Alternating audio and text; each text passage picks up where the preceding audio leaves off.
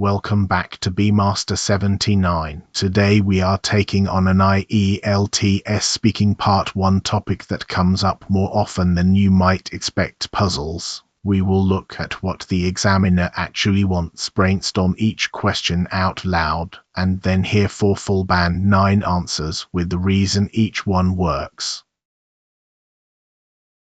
First, the shape of the thing. Part 1 is the opening 4 to 5 minutes of the speaking test. The examiner asks about you, your home, your work or study, and then 2 or 3 familiar topics like this one. Answers should run roughly 20 to 40 seconds each, which is 2 to 4 sentences. And this is the part candidates get wrong. You are not being tested on knowledge. You are being tested on how easily you talk.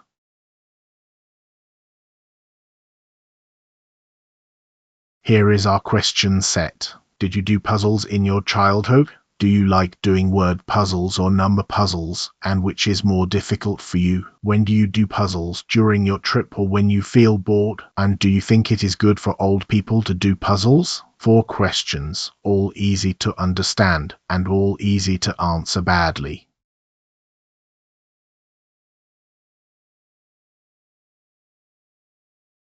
Three rules underpin everything that follows. 1. Answer the question first.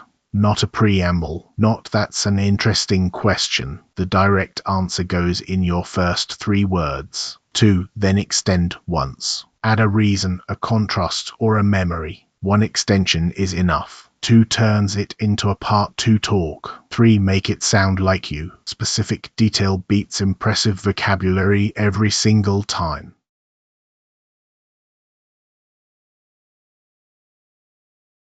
So here is the pattern I want you to hear in all 4 answers. Answer direct in the first 3 words. Extend a reason, a contrast, or a memory. Detail 1 concrete image the examiner can actually picture. Answer, extend, detail. That is the whole machine.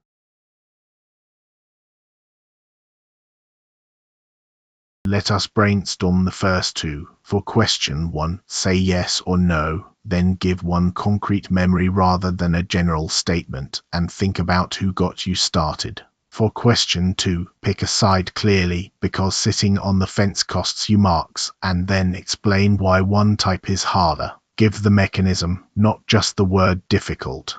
On the right, the language I am reaching for: get hooked on something, hunched over a jigsaw, purely logical, and get a foothold.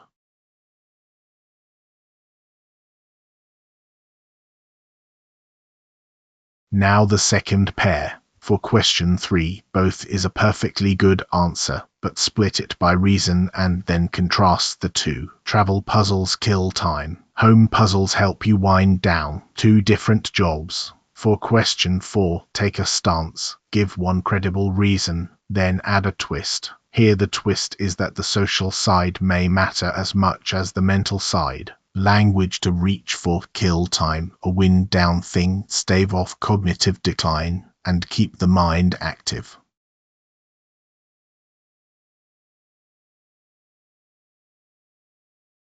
Question 1. Did you do puzzles in your childhood? Oh, constantly. I was the sort of child who would tip a 500-piece jigsaw onto the living room floor and refuse to budge until it was done. My grandmother got me hooked, actually. Rainy afternoons at her house, the 2 of us hunched over a picture of some Swiss village. Notice answered in 2 words, then a concrete image, and the past habitual would carrying the grammar.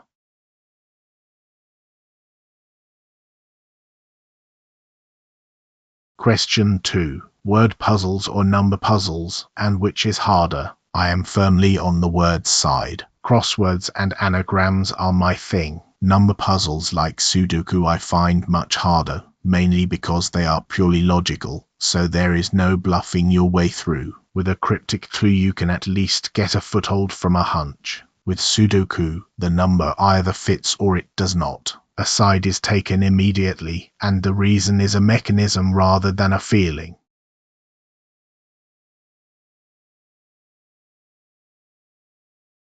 Question 3. When do you do puzzles? During your trip or when you feel bored? Both, though for different reasons. On long journeys it is purely killing time. I will pull up a crossword the moment the train leaves. At home it is more of a wind down thing, a way of switching my brain off the day's stress. So travel puzzles fill a gap. Home puzzles clear my head. That closing contrast is what makes it sound deliberate rather than rambling.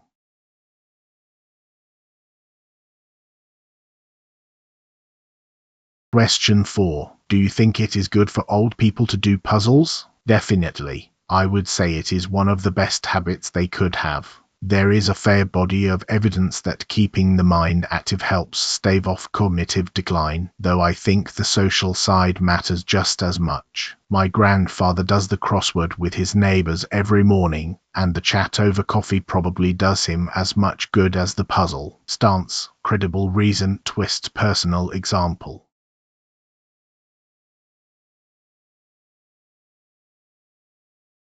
Here is the whole exchange in one place, so you can see the rhythm of it. 4 questions, 4 answers, none of them longer than 4 sentences, and not one of them a speech. Pause the video and read it through as a single conversation. That flow is the thing you are aiming for.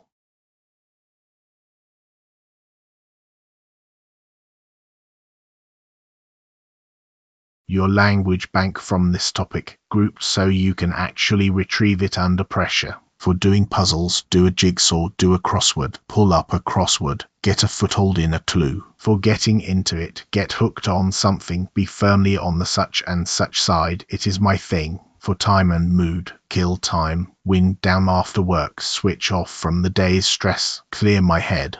And for aging and the mind, keep the mind active, stave off cognitive decline, a fair body of evidence, and do someone good.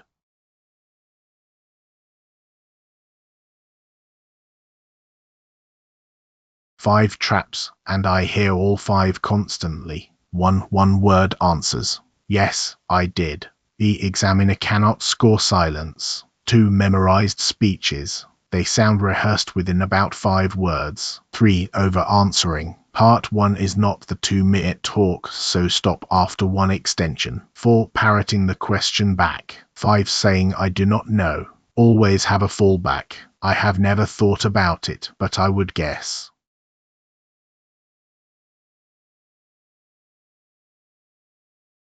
Why this scores at the top of the scale. Fluency and coherence, a natural pace, extending without being prompted, ideas that connect on their own, lexical resource, idiomatic and precise, and used naturally rather than shoehorned in, grammatical range and accuracy past habitual would, fronting for emphasis, relative and concessive clauses, all accurate. And pronunciation clear throughout, using stress to mark the contrasts. One important caveat. This Band 9 label reflects an internal quality check against the public ielts band descriptors. It is not a score awarded by a certified examiner.